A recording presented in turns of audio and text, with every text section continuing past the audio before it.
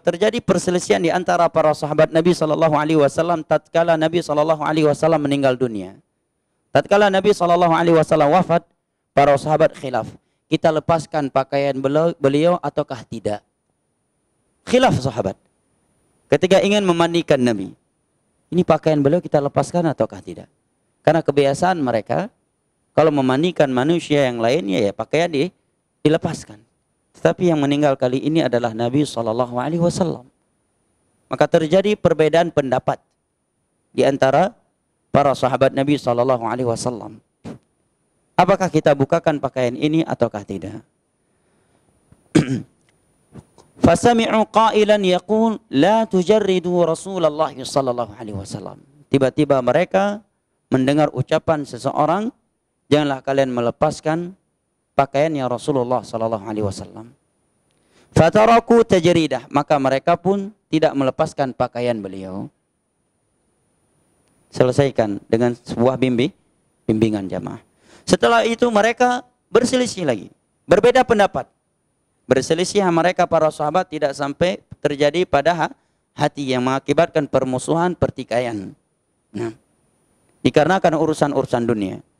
Setelah itu mereka berbeda pendapat siapa yang akan menjadi pengganti Nabi SAW dalam pemerintahan. Siapa yang akan menjadi khalifah setelah beliau? Faqala Abu Bakr radhiyallahu anhu, sami'tu Rasulullah sallallahu alaihi wasallam Quraisy wulatu hadzal amr.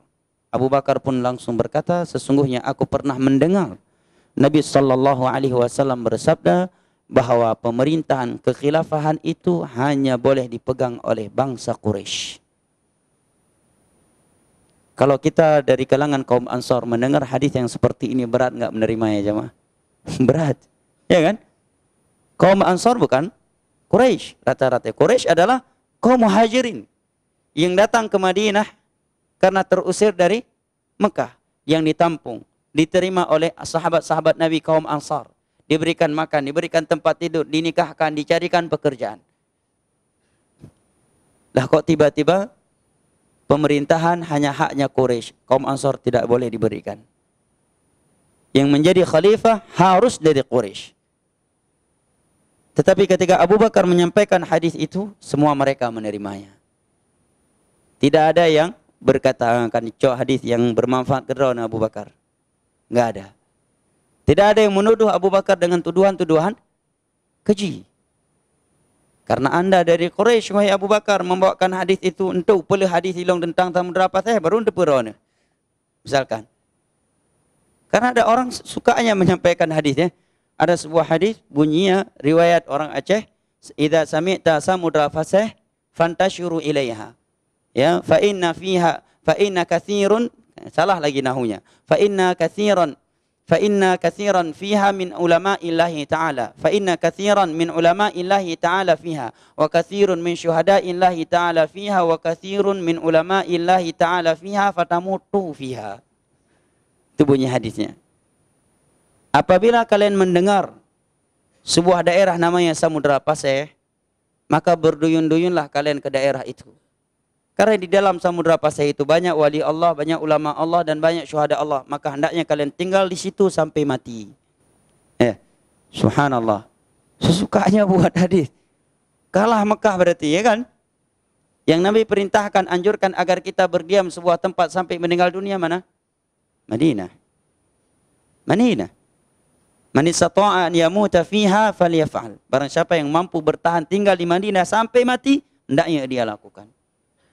Karena dari sisi negara, tempat hanya dua tempat ini, Mekah dan Madinah, yang tidak disentuh oleh Dajjal. Begitu setiap kali dia ingin masuk ke Madinah melalui pintu Madinah, ditampar oleh malaikat-malaikat penjaga Madinah.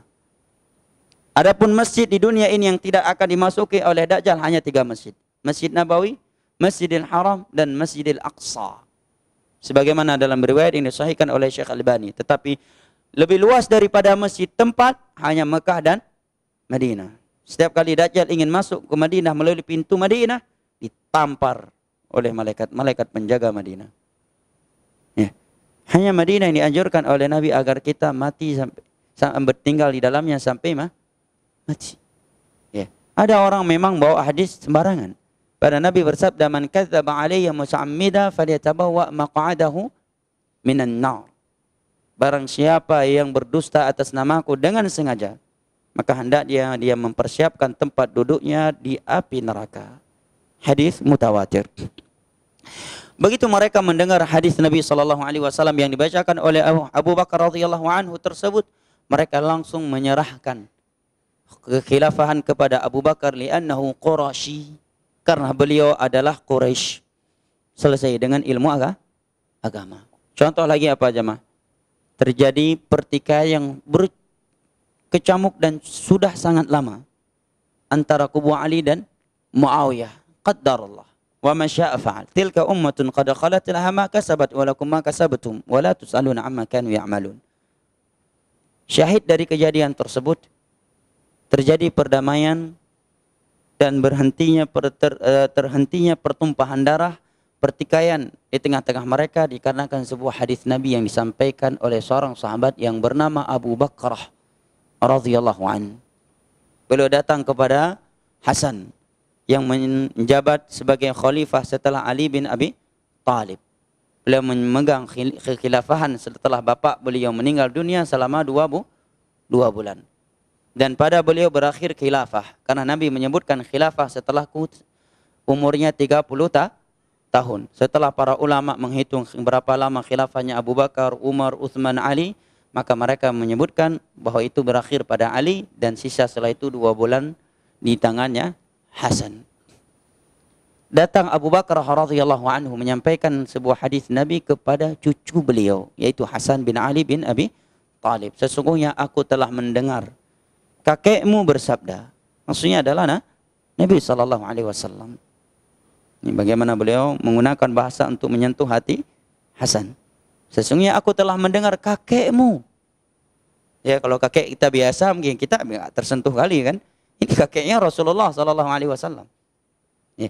Sesungguhnya aku telah mendengar kakekmu bersabda, "Inna bani hadza sayyidun yuslihullahu bihi baina ta'ifataini 'azimataini minal mu'minin iqtatalata."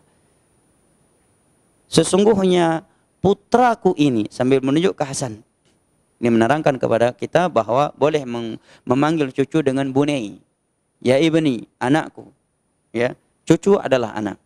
Ya, kebaikan-kebaikan yang dilakukan oleh cucu dan anak cucu itu akan mengalir kepada orang tua mereka dan bapak orang tua mereka.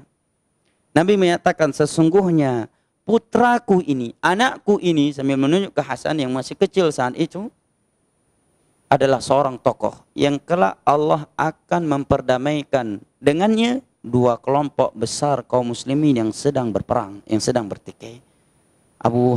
Sahabat yang mulia Hasan langsung paham maksud Abu Bakrah membawakan hadis ini. Langsung beliau mendatangi Muawiyah dan menyerahkan khilafah untuk Muawiyah mengalah. Maka terjadilah perdamaian yang luar biasa yang disebutkan dengan tahun damai. Selesai dengan sebuah hadis jemaah. Demikian pula seorang itu akan selamat dari sebuah fitnah dikarenakan bimbingan Al-Quran dan hadis.